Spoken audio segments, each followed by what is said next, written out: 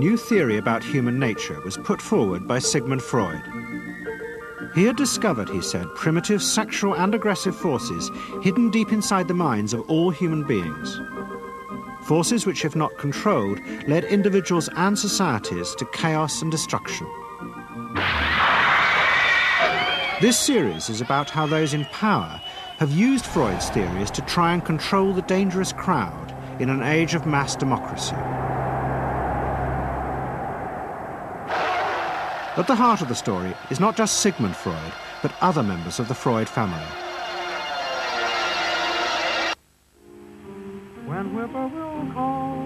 This episode is about Freud's American nephew, Edward Bernays. Bernays is almost completely unknown today, but his influence on the 20th century was nearly as great as his uncle's. Because Bernays was the first person to take Freud's ideas about human beings and use them to manipulate the masses.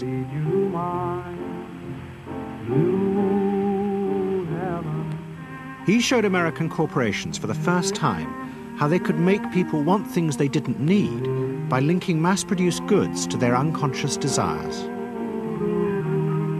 Out of this would come a new political idea of how to control the masses. By satisfying people's inner selfish desires, one made them happy and thus docile. It was the start of the all-consuming self, which has come to dominate our world today.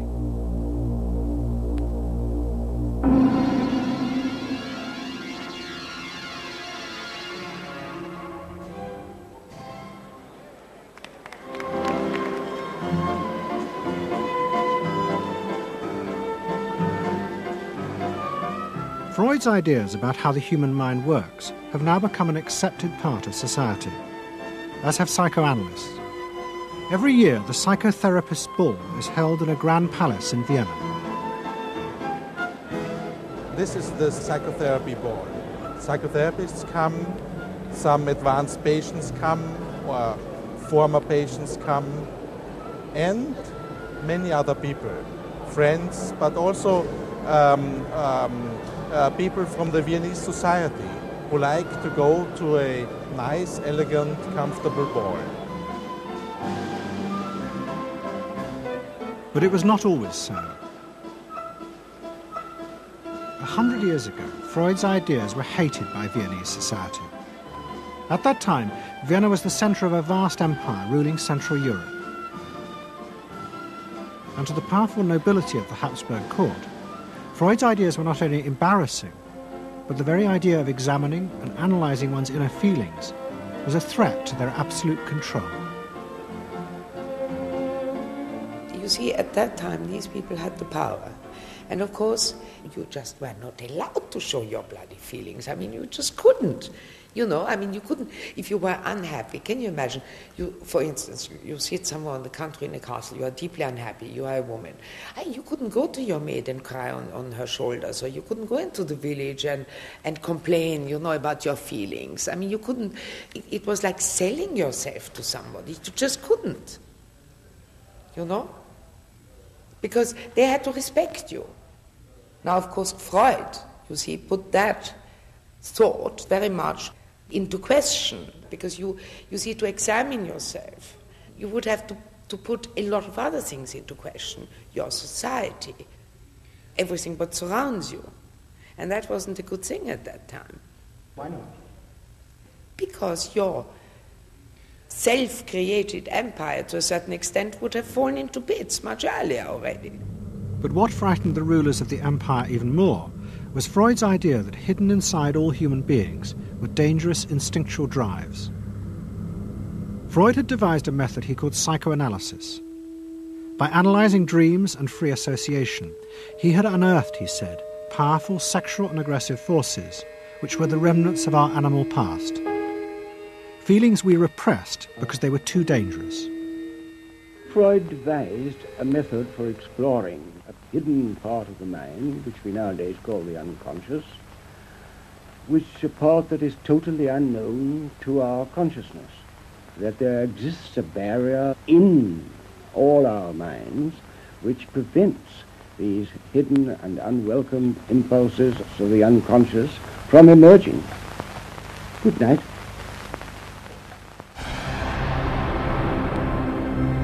In 1914, the Austro-Hungarian Empire led Europe into war. As the horror mounted, Freud saw it as terrible evidence of the truth of his findings. The saddest thing, he wrote, is that this is exactly the way we should have expected people to behave, from our knowledge of psychoanalysis. Governments had unleashed the primitive forces in human beings, and no one seemed to know how to stop them.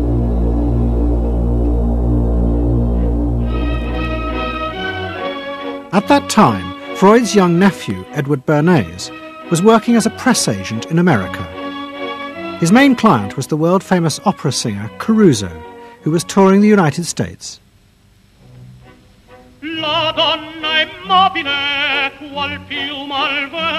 Bernays' parents had emigrated to America 20 years before, but he kept in touch with his uncle and joined him for holidays in the Alps. But Bernays was now about to return to Europe for a very different reason. On the night that Caruso opened in Toledo, Ohio, America announced it was entering the war against Germany and Austria. As a part of the war effort, the US government set up a Committee on Public Information, and Bernays was employed to promote America's war aims in the press. The President, Woodrow Wilson, had announced that the United States would fight not to restore the old empires, but to bring democracy to all of Europe. And Bernays proved extremely skillful in promoting this idea, both at home and abroad. And at the end of the war, he was asked to accompany the President to the Paris Peace Conference. Then, to my surprise, they asked me to go over with Woodrow Wilson to the peace conference. And at the age of 26, I was in Paris for the entire time of the peace conference that was held in the suburb of Paris, and we worked to make the world safe for democracy. That was a big slogan. Wilson's reception in Paris astounded Bernays and the other American propagandists. Their propaganda had portrayed Wilson as a liberator of the people, a man who would create a new world in which the individual would be free. They had made him a hero of the masses. And as he watched the crowds surge around Wilson, Bernays began to wonder whether it would be possible to do the same type of mass persuasion, but in peacetime. When I came back to the United States, I decided that if you could use propaganda for war, you could certainly use it for peace. And propaganda got to be a bad word because of the Germans using it. So what I did was to try to find some other words. So we found the word Council on Public Relations. Bernays returned to New York and set up as a public relations counsel in a small office off Broadway. It was the first time the term had ever been used. Since the end of the 19th century, America had become a mass industrial society, with millions clustered together in the cities. Bernays was determined to find a way to manage and alter the way these new crowds thought and felt. To do this, he turned to the writings of his uncle Sigmund. While in Paris, Bernays had sent his uncle a gift of some Havana cigars. In return, Freud had sent him a copy of his general introduction to psychoanalysis. Bernays read it, and the picture of hidden irrational forces inside human beings fascinated him. He wondered whether he might make money by manipulating the unconscious. What Eddie got from Freud was indeed this idea that there is a lot more going on in human decision-making, not only among individuals, but even more importantly among groups, than this idea that information drives behavior. And so Eddie began to formulate this idea that you had to look at things that would play to people's irrational emotions. And you see, that moved Eddie immediately into a different category from other people in his field and most government officials and managers of the day who thought if you just hit people with all this factual information, they would look at that and say, oh, of course. And Eddie knew that was not the way the world worked. Bernays set out to experiment with the minds of the popular classes. His most dramatic experiment was to persuade women to smoke. At that time, there was a taboo against women smoking, and one of his early clients, George Hill, the president of the American Tobacco Corporation, asked Bernays to find a way of breaking it. He said, we're losing half of our market because men have invoked a taboo against women smoking in public. Can you do anything about that? I said, let me think about it. And then I said, have I your permission to see a psychoanalyst to find out what cigarettes mean to women? He said, what'll it cost? So I called up Dr. Brill, A.A. Brill, who was a leading psychoanalyst in New York at that time. How come you didn't call your uncle? Why didn't you call your uncle? Because he was in Vienna. A.A. Brill was one of the first psychoanalysts in America. And for a large fee, he told Bernays that cigarettes were a symbol of the penis and of male sexual power. He told Bernays that if he could find a way to connect cigarettes with the idea of challenging male power, then women would smoke, because then they would have their own penises. Every year, New York held an Easter Day parade to which thousands came, and Bernays decided to stage an event there. He persuaded a group of rich debutantes to hide cigarettes under their clothes. Then they should join the parade, and at a given signal from him, they were to light up the cigarettes dramatically.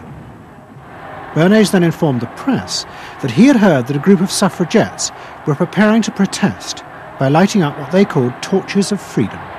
He knew this would be an outcry, and he knew that all of the photographers would be there to capture this moment. And so he was ready with a phrase which was torches of freedom. And so here you have a symbol, women, young women, debutantes, smoking a cigarette in public with a phrase that means anybody who believes in this kind of equality pretty much has to support them in the ensuing debate about this, because torches of freedom. I mean, what's on all American coins? It's liberty. She's holding up the torch.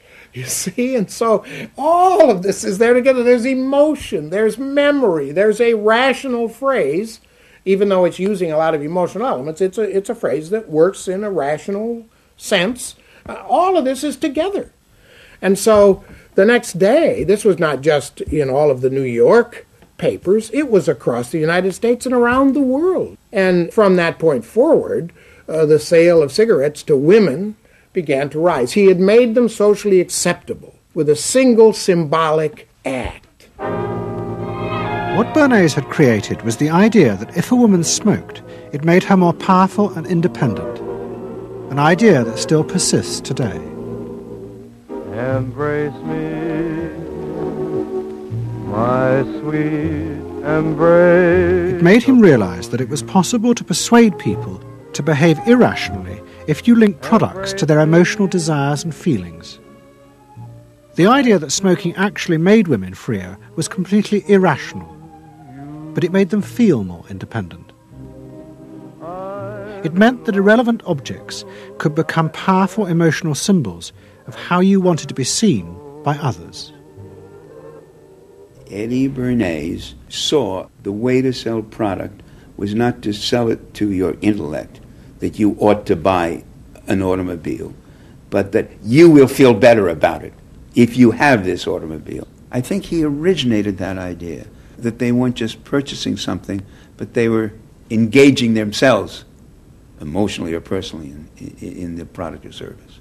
That it's not, you think you need a new piece of clothing, but you'll feel better with the piece of clothing. That was his contribution in a very real sense. We see it all over the place today, but I think he originated the idea of the emotional connect to a product or service. What Bernays was doing fascinated America's corporations. They had come out of the war rich and powerful, but they had a growing worry. The system of mass production had flourished during the war, and now millions of goods were pouring off production lines. What they were frightened of was the danger of overproduction, that there would come a point when people had enough goods and would simply stop buying. Up until that point, the majority of products were still sold to the masses on the basis of need. While the rich had long been used to luxury goods, for the millions of working-class Americans, most products were still advertised as necessities. Goods like shoes, stockings, even cars were promoted in functional terms for their durability. The aim of the advertisements was simply to show people the product's practical virtues, nothing more.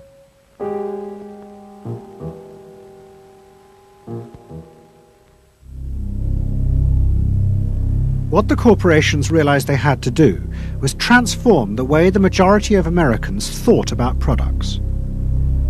One leading Wall Street banker, Paul Mazur of Lehman Brothers, was clear about what was necessary. We must shift America, he wrote, from a needs to a desires culture. People must be trained to desire, to want new things even before the old have been entirely consumed. We must shape a new mentality in America. Man's desires must overshadow his needs. Prior to that time, there was no American consumer. There was the American worker, and there was the American owner, and they manufactured and they saved and they ate what they had to, and the people shopped for what they needed. And while the very rich may have bought things they didn't need, most people did not. And Mazur envisioned a break with that where you would have things that you didn't actually need, but you wanted, as opposed to needed. And the man who would be at the centre of changing that mentality for the corporations was Edward Bernays. Bernays really is the guy within the United States, more than anybody else, who sort of brings to the table psychological theory as something that is an essential part of how, from the corporate side, of how we are going to appeal to the masses effectively. And the whole sort of merchandising establishment and sales establishment is ready for Sigmund Freud. I mean, they are ready for understanding what motivates the human mind. And so that there's this real openness to Bernays' techniques being used to sell products to the masses. Beginning in the early 20s, the New York banks funded the creation of chains of department stores across America. They were to be the outlets for the mass-produced goods, and Bernays' job was to produce the new type of customer. Bernays began to create many of the techniques of mass consumer persuasion that we now live with. He was employed by William Randolph Hearst to promote his new women's magazines, and Bernays glamorized them by placing articles and advertisements that linked products made by others of his clients to famous film stars like Clara Bow, who was also his client. Bernays also began the practice of product placement in the movies, and he dressed the stars at the film's premieres with clothes and jewellery from other firms he represented. He was, he claimed, the first person to tell car companies they could sell cars as symbols of male sexuality. He employed psychologists to issue reports that said products were good for you and then pretended they were independent studies.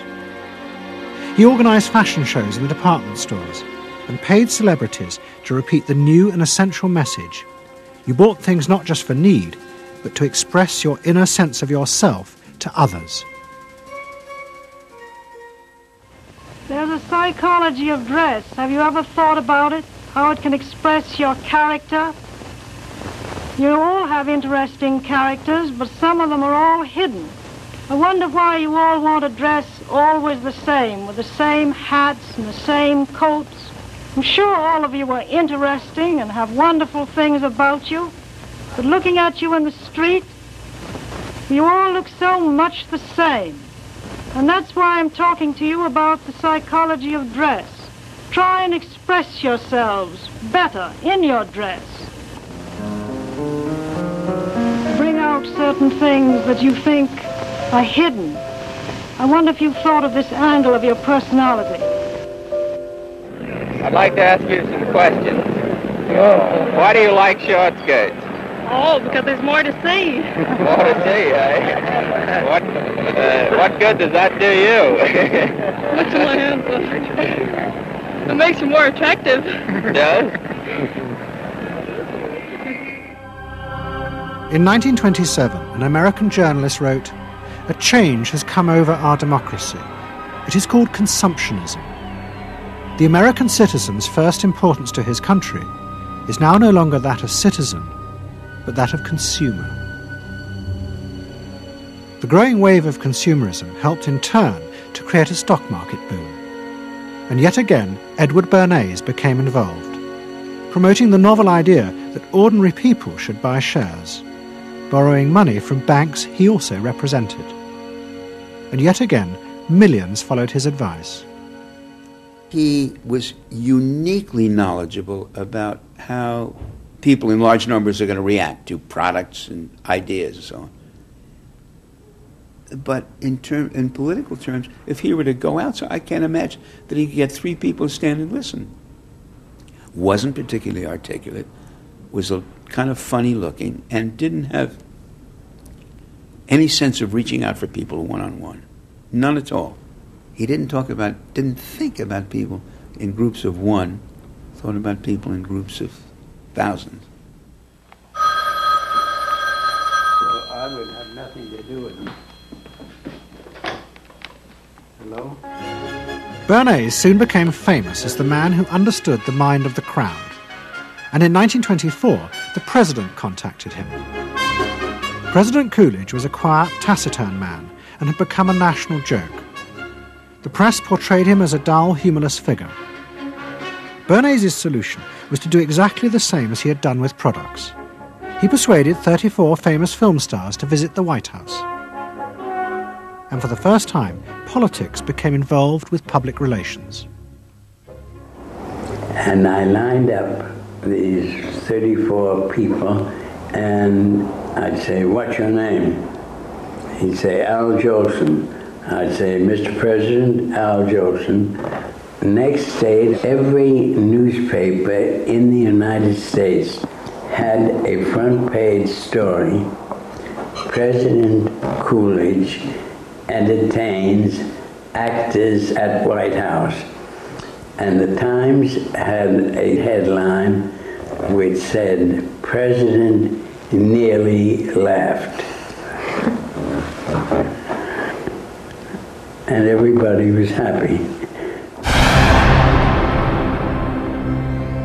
But while Bernays became rich and powerful in America, in Vienna his uncle was facing disaster. Like much of Europe, Vienna was suffering an economic crisis and massive inflation, which wiped out all of Freud's savings. Facing bankruptcy, he wrote to his nephew for help. Bernays responded by arranging for Freud's works to be published for the first time in America, and began to send his uncle precious dollars, which Freud kept secretly in a foreign bank account. He was Freud's agent, if you will, to get his books published. Well, of course, once the books were being published, Eddie couldn't help himself but promote these books, see that everybody read them, make them controversial, emphasize the fact that, do you know what Freud says about sex and what he says cigarettes are a symbol of and so on and so forth? How do you suppose all those stories got out? Certainly the academics weren't spreading these around the country. Eddie Bernays was. Then, when Freud became accepted, well then, of course, to go to a client and say, "Well, Uncle Siggy," see, then that had some cachet. But notice there, first Eddie created Uncle Siggy in the U.S., made him acceptable, secondly, and thirdly, then capitalized on Uncle Siggy. Typical Bernays performance. Bernays also suggested that Freud promote himself in the United States. He proposed his uncle write an article for Cosmopolitan, a magazine that Bernays represented, entitled "A Woman's Mental Place in the Home." Freud was furious. Such an idea, he said, was unthinkable. It was vulgar, and anyway, he hated America. Freud was now becoming increasingly pessimistic about human beings. In the mid-20s, he retreated in the summers to the Alps, sometimes staying in an old hotel, the Pension Moritz in Berchtesgaden. It is now a ruin. Freud began to write about group behaviour, about how easily the unconscious aggressive forces in human beings could be triggered when they were in crowds. Freud believed he had underestimated the aggressive instincts in human beings. They were far more dangerous than he had originally thought. After World War I, Freud was basically a pessimist. He felt that man is an impossible creature, a very, very sadistic and bad species, and did not believe that man can be improved.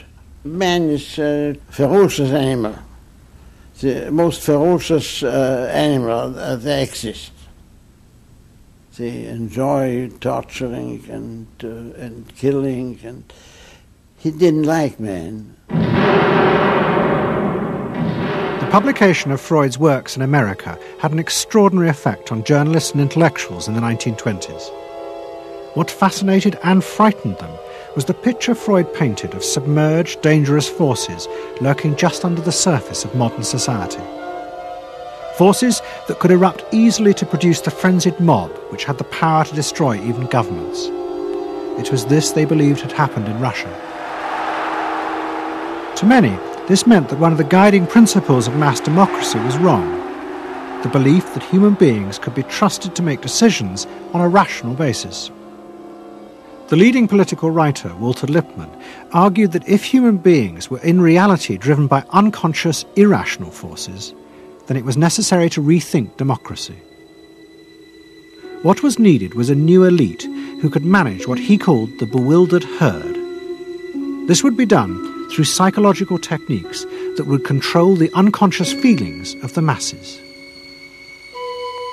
So here you have Walter Lippmann, probably the most influential political thinker in the United States, who is essentially saying that the basic mechanism of the mass mind is unreason, is irrationality, is animality. He believes that the mob in the street, which is how he sees ordinary people, are people who are driven not by their minds but by their spinal cords.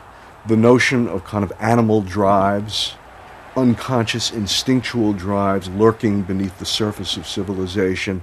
And so they started looking towards psychological science as a way of understanding the mechanisms by which the popular mind works, specifically with the goal of figuring out how to understand how to apply those mechanisms to strategies for social control.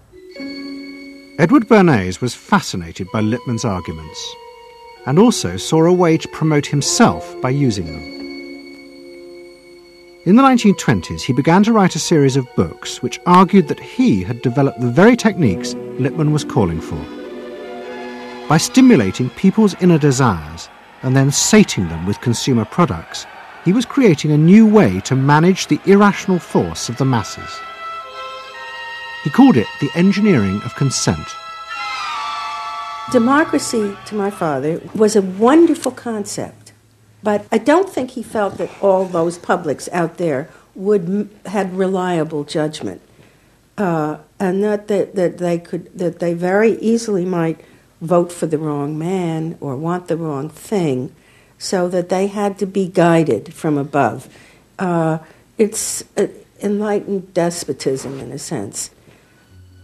You appeal to their desires and their unrecognized longings, that sort of thing. That you can tap into their deepest desires or their deepest fears and use that to your own purposes. And then, in 1928, a president came to power who agreed with Bernays. President Hoover was the first politician to articulate the idea that consumerism had become the central motor of American life. After his election, he told a group of advertisers and public relations men, "You have taken over the job of creating desire and have transformed people into constantly moving happiness machines. Machines which have become the key to economic progress." What was beginning to emerge in the 1920s was a new idea of how to run mass democracy. At its heart was the consuming self, which not only made the economy work, but was happy and docile, and so created a stable society. Both Bernays and Littman's concept of managing the masses takes the idea of democracy and it turns it into a palliative. It turns it into giving people some kind of feel-good medication that will respond to an immediate pain or an immediate yearning, but will not alter the objective circumstances one iota. I mean, democracy really, the idea of democracy at its heart was about changing the relations of power that had governed the world for so long. And Bernays' concept of democracy was one of maintaining the relations of power, even if it meant that one needed to sort of stimulate the psychological lives of the public. And in fact, in his mind, that was what was necessary. That if you can keep stimulating the irrational self, then leadership can basically go on doing what it wants to do. Bernays now became one of the central figures in a business elite that dominated American society and politics in the 1920s. He also became extremely rich and lived in a suite of rooms in one of New York's most expensive hotels, where he gave frequent parties. Oh my goodness. He had a home in the corner suite of the Sherry Netherland Hotel. And here's this wonderful suite with all these windows looking out on Central Park and across at the plaza and on the square. And he would use this place to hold a soiree. The mayor would come. All the media leaders would come, the political leaders, the business leaders, the people in the arts. I mean, it was a who's who. People wanted to know Eddie Bernays because, you know, he himself became a sort of a famous man, a sort of a magician who could make these things happen. He knows everybody. He knows the mayor and he knows the senator and he calls politicians on the telephone as if he did get literally a high or a bang out of doing what he did. And that's fine, but it can be a little hard on the people around you, especially when you make other people feel stupid. People who worked for him were stupid, and children were stupid, and if people did things in a way that he wouldn't have done them, they were stupid. It was a word that he used over and over and over, dope and stupid. And the masses? They were stupid.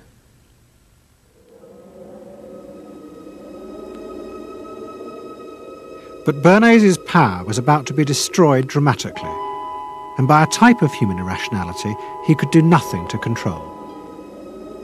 At the end of October 1929, Bernays organised a huge national event to celebrate the 50th anniversary of the invention of the light bulb. President Hoover, the leaders of major corporations, and bankers like John D. Rockefeller were all summoned by Bernays to celebrate the power of American business. But even as they gathered, news came through that shares on the New York Stock Exchange were beginning to fall catastrophically. Throughout the 1920s, speculators had borrowed billions of dollars. The banks had promoted the idea that this was a new era where market crashes were a thing of the past. But they were wrong. What was about to happen was the biggest stock market crash in history. Investors had panicked and begun to sell in a blind, relentless fury that no reassurance by bankers or politicians could halt. And on the 29th of October 1929, the market collapsed.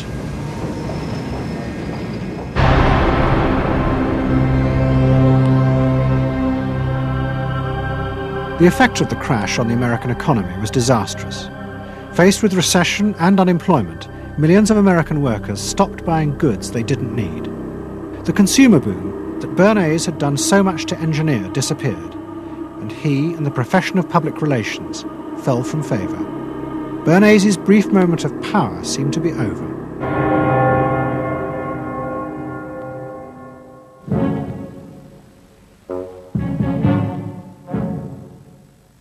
The effect of the Wall Street crash on Europe was also catastrophic. It intensified the growing economic and political crisis in the new democracies. In both Germany and Austria, there were violent street battles between the armed wings of different political parties. Against this backdrop, Freud, who was suffering from cancer of the jaw, retreated yet again to the Alps. He wrote a book called Civilization and Its Discontents. It was a powerful attack on the idea that civilization was an expression of human progress. Instead, Freud argued, civilization had actually been constructed to control the dangerous animal forces inside human beings. What was implicit in Freud's argument was that the ideal of individual freedom, which was at the heart of democracy, was impossible. Human beings could never be allowed to truly express themselves because it was too dangerous. They must always be controlled and would thus always be discontent.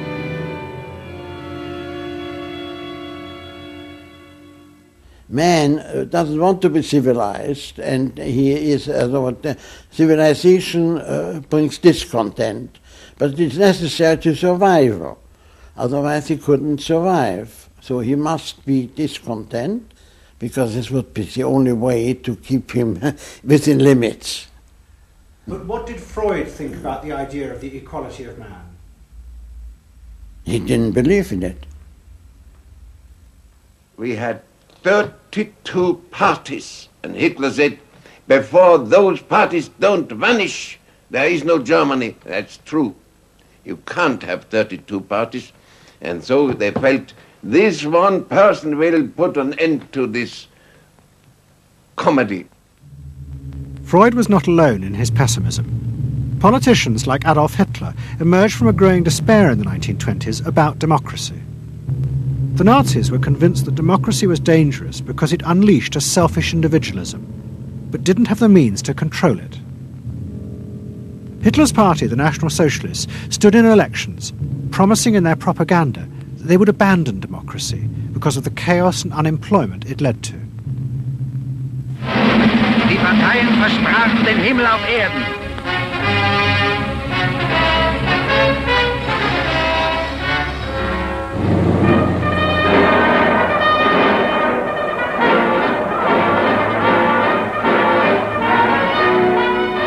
In March 1933, the National Socialists were elected to power in Germany, and they set out to create a society that would control human beings in a different way. One of their first acts was to take control of business. The planning of production would in future be done by the state. The free market was too unstable, as the crash in America had proved. Workers' leisure time was also planned by the state through a new organisation called Strength Through Joy. One of its mottos was service, not self.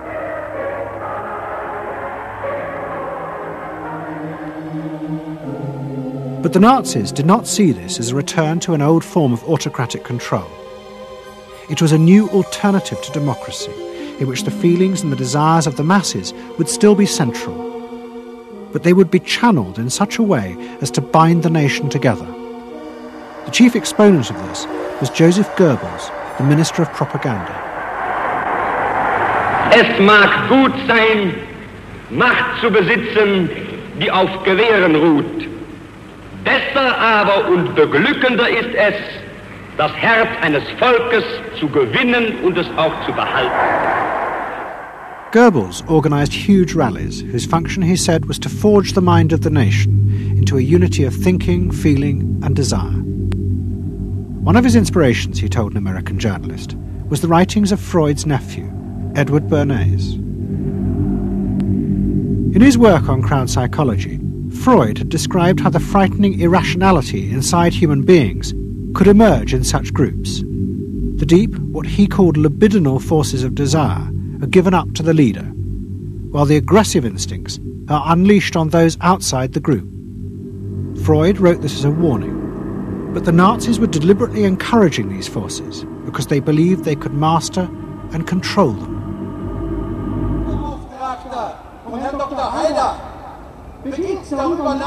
Well, Freud was saying that masses are bound by libidinal forces.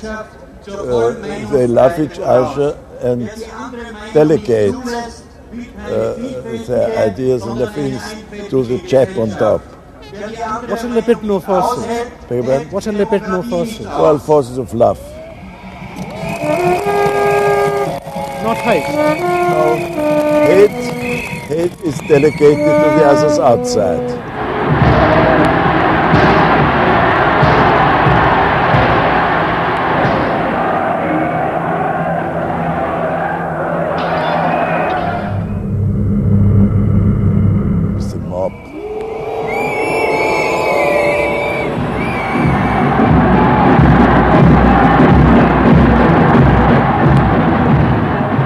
I could see from afar, looking up Wilhelmstraße towards Unter den Linden, how those 100,000 of people, when they passed Hitler, they just became completely delirious.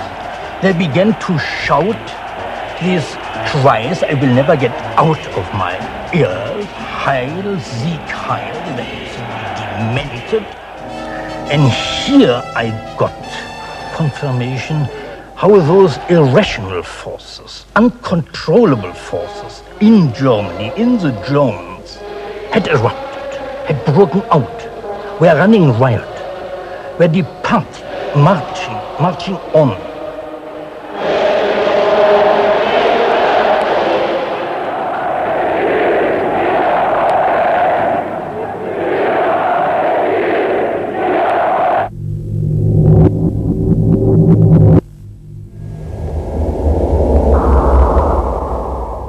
And in America too, democracy was under threat from the force of the angry mob. The effect of the stock market crash had been disastrous. There was growing violence as an angry population took out their frustration on the corporations who were seen to have caused this disaster. Then, in 1932, a new president was elected who was also going to use the power of the state to control the free market. But his aim was not to destroy democracy, but to strengthen it. And to do this, he was going to develop a new way of dealing with the masses.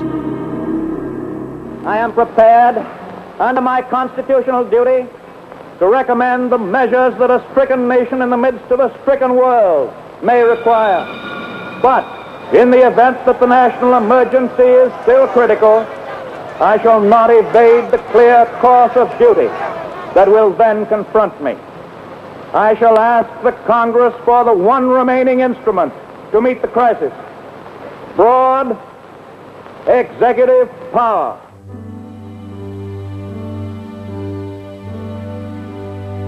It was the start of what would become known as the New Deal. Roosevelt assembled a group of young technocrats and planners in Washington. He told them that their job was to plan and run giant new industrial projects for the good of the nation. Roosevelt was convinced that the stock market crash had shown that laissez-faire capitalism could no longer run modern industrial economies. It had become the job of government. Big business was horrified, but the New Deal attracted the admiration of the Nazis, especially Joseph Goebbels. Wir betrachten die wirtschaftliche Entwicklung in Amerika mit dem allergrößten positiven Interesse. Und wir sind dort der festen Überzeugung, dass Präsident Roosevelt und seine Berater auf dem richtigen Wege sind. Es handelt sich in der Tat um das größte wirtschaftliche und soziale Problem aller Zeiten. Die vielen Millionen Arbeitslosen, die ihre Plätze an den Maschinen und in den Kontoren verloren haben, wieder an ihre alten Arbeitsstellen zurückzuführen. Das kann nicht allein der privaten Initiative überlassen werden. Ausschlaggebend ist, dass die öffentliche Hand mit positiven Maßnahmen eingreift. But although Roosevelt, like the Nazis, was trying to organize society in a different way, unlike the Nazis, he believed that human beings were rational and could be trusted to take an active part in government.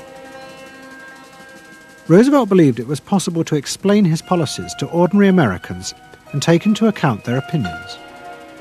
To do this, he was helped by the new ideas of an American social scientist called George Gallup. Favorite reading of New Deal Washington, the survey of U.S. public opinion. From offices at Princeton, New Jersey, a famed statistician, Dr. George Gallup, tells Washington from week to week what the nation is thinking. And in New York, Fortune magazine's analyst, Elmo Roper, compiles for publication a continuous record of the nation's approval or disapproval of how the country is being run. Gallup and Roper rejected Bernays' view that human beings were at the mercy of unconscious forces and so needed to be controlled. Their system of opinion polling was based on the idea that people could be trusted to know what they wanted.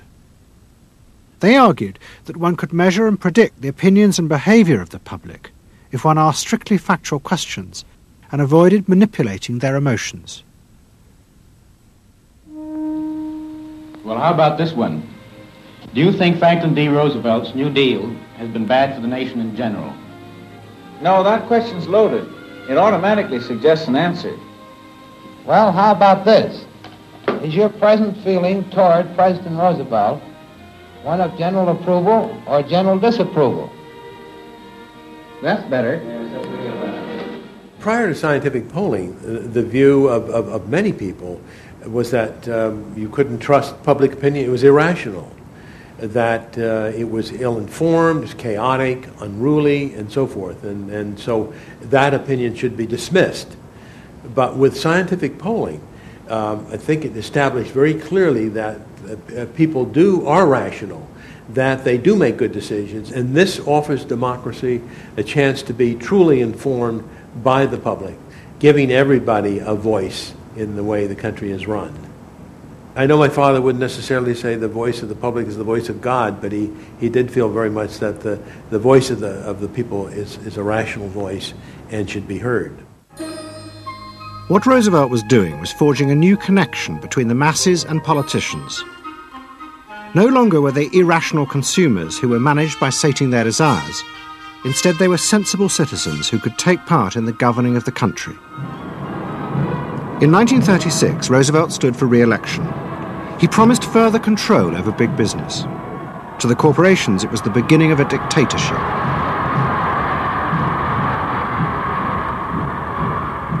Roosevelt interferes with private enterprise and is running the country into debt for generations to come.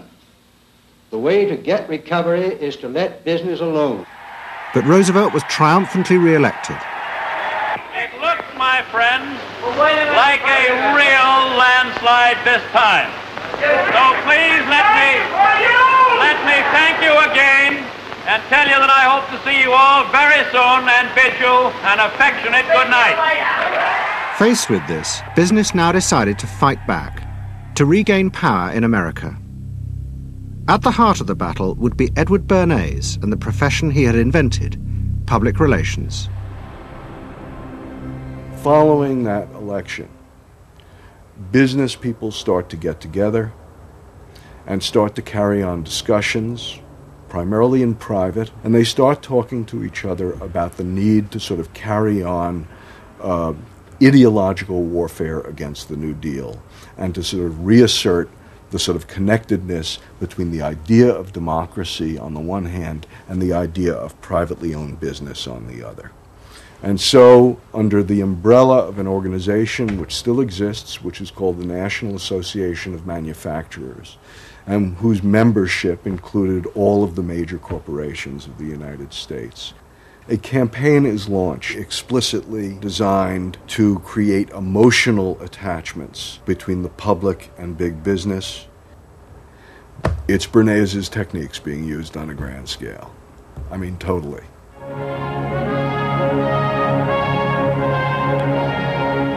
The General Motors Parade of Progress, traveling the high roads and byroads of America, bringing to millions of Americans in their own hometown the fascinating story behind modern industry, showing... The campaign set out to show dramatically that it was business, not politicians, who had created modern America. Better mode of living for all of us.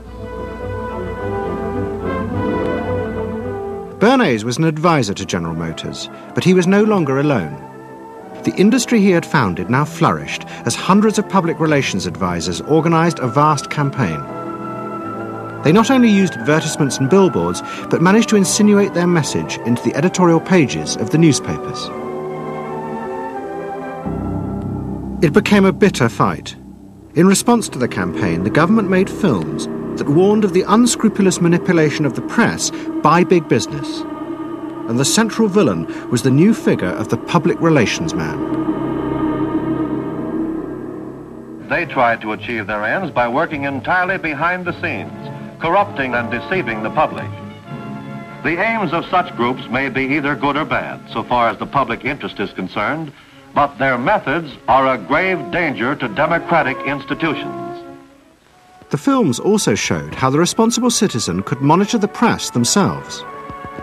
They could create a chart that analysed the reporting for signs of hidden bias.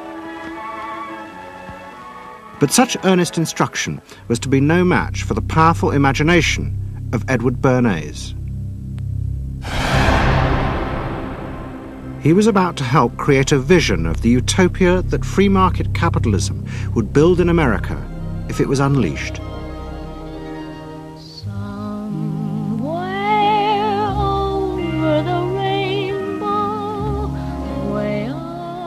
In 1939, New York hosted the World's Fair. Edward Bernays was a central advisor.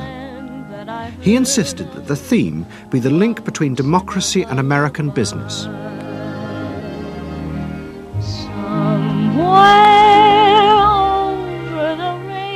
At the heart of the fair was a giant white dome that Bernays named Democracity.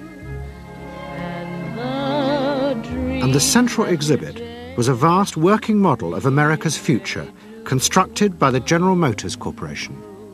To my father, the World's Fair was an opportunity to keep the status quo, that is, capitalism, in a democracy. Democracy and capitalism, that marriage, right, linking, just like that.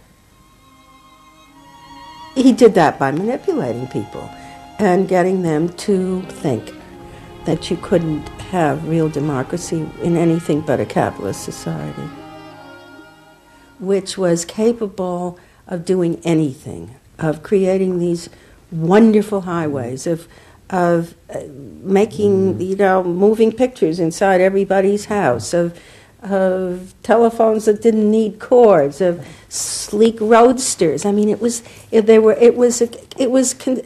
consumerist, but at the same time, you inferred that in a funny way, democracy and capitalism went together.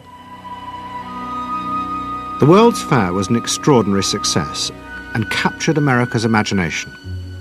The vision it portrayed was of a new form of democracy, in which business responded to people's innermost desires in a way politicians could never do. But it was a form of democracy that depended on treating people not as active citizens as Roosevelt did, but as passive consumers. Because this, Bernays believed, was the key to control in a mass democracy. It's not that the people are in charge, but that the people's desires are in charge. The people are not in charge. The people exercise no decision-making power within this environment. So democracy is reduced from something which assumes an active citizenry to the idea of the public as passive consumers. Driven primarily by instinctual or unconscious desires, and that if you can in fact trigger those needs and desires, you can get what you want from them. But this struggle between the two views of human beings as to whether they were rational or irrational was about to be dramatically affected by events in Europe. Events that would also change the fortunes of the Freud family. In March 1938, the Nazis annexed Austria. It was called the Anschluss. Hitler arrived in Vienna to an extraordinary outpouring of mass adulation. But even as he drove through the city, behind the scenes, the Nazis were systematically whipping up and unleashing the hatred of the crowd against the enemies of the new Greater Germany. The Anschluss was a kind of explosion of terrible hatred against the enemies, so-called enemies, or whatever they considered enemies, against the Jews totally, and also against a lot of very decent Austrians who had opposed the Nazis in Austria. They said it's legitimate now, you can do what you want, so they did it. Stealing, robbing and killing, I can't say it otherwise. And human depravity, of course, is always very near to normal behavior. It can change very quickly.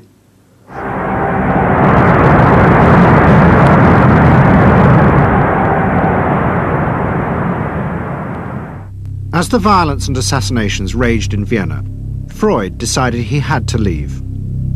His aim was to go to Britain, but he knew that Britain, like many countries, was refusing entry to most Jewish refugees. But help came from the leading psychoanalyst in Britain, Ernest Jones. He was in the same ice skating club as the Home Secretary, Sir Samuel Hoare, and Jones persuaded Hoare to issue Freud a British work permit. And in May 1938, Freud, his daughter Anna, and other members of his family set off for London.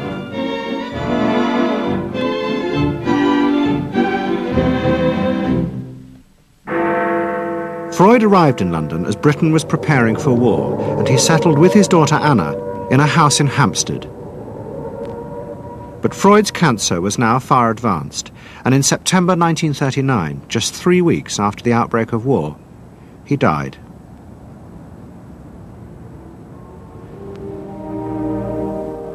The Second World War would utterly transform the way governments saw democracy and the people they governed.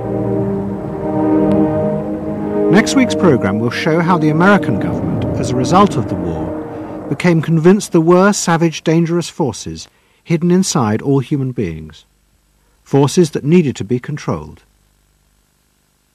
The terrible evidence from the death camps seemed to show what happened when these forces were unleashed. And politicians and planners in post-war America would come to believe that hidden under the surface of their own population were the same dangerous forces. And they would turn to the Freud family to help control this enemy within.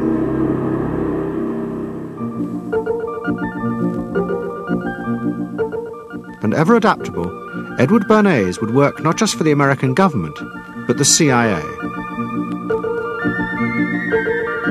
And Sigmund Freud's daughter, Anna, would also become powerful in the United States, because she believed that people could be taught to control the irrational forces within them.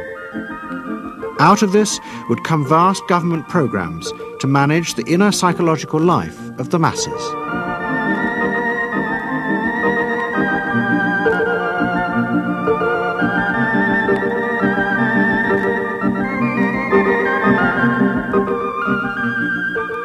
The Century of the Self continues next Sunday night on BBC Two, same time, 8 o'clock.